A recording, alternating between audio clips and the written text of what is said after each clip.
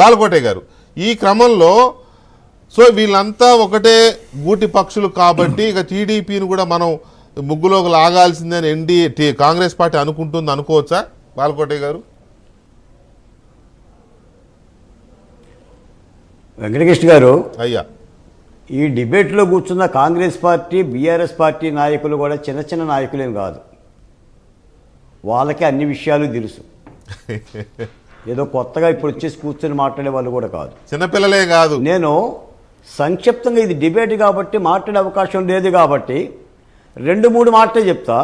మనం గతంలో చాలాసార్లు చెప్పారు. రాకేష్ గారు మీకు చెప్తున్నా, రాజకీయాల్లో ఇది కుడి చెయ్యి అంటే కుడి చెయ్యి కాదు, ఇది ఎడం చెయ్యి అంటే ఎడం చెయ్యి కాదు.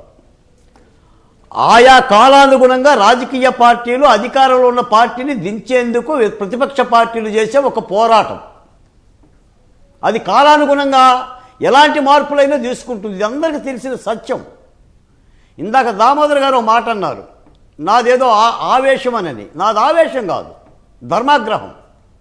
ఎందుకంటే ఒక ప్రాంతం మీద రాజకీయాలు చేసిన ఒక ప్రముఖమైన వ్యక్తులు పోయిన మంచి వాళ్ళ మీద రాజకీయాలు చేసిన మనం మరుగుజ్జులు అవుతాయి తప్ప ఉద్దండులం కాదు. కరెక్ట్, అదైతే ఇందాక రాజగోపాల్ రెడ్డి గారు ఈ డిబేట్ జరుగుతుండగానే వెంటనే వచ్చి ఆయన నేను రామారావు గారిని అట్లా ఉద్దేశిత అనలేదంటే that is the democratic leader లక్షణం. కరెక్ట్. మళ్ళీ ఇది వైరల్ కాకుండా వెంటనే దానికి ఫుల్ స్టాప్ పెట్టాడు. మరి దామోదర్ గారు ఏమన్నారు, ఆయన వ్యక్తిగత అభిప్రాయం, అది పార్టీది కాదు అన్నారు.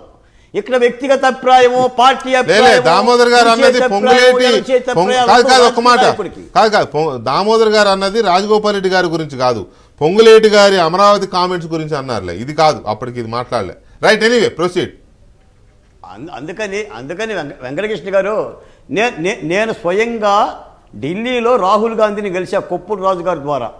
అయ్యా, రాజధాని అమరావతి నాశనం అవుతుంది, మోడీ గారి శిలాఫలకం దగ్గరే దీక్షలు చేస్తున్నాం, మీరు ఒక్కసారి వస్తే అమరావతికి ఒక జాతీయ ఒక ఇది వస్తుందని చెప్పి మేము స్వయంగా కలిసామండి. ఎందుకంటే అసలు అమరావతి పుట్టిందే కాంగ్రెస్ పార్టీ విభజన నుంచి.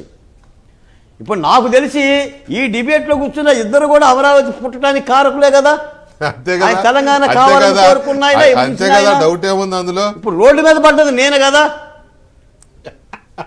రోడ్డును పడ్డది నేను కదా.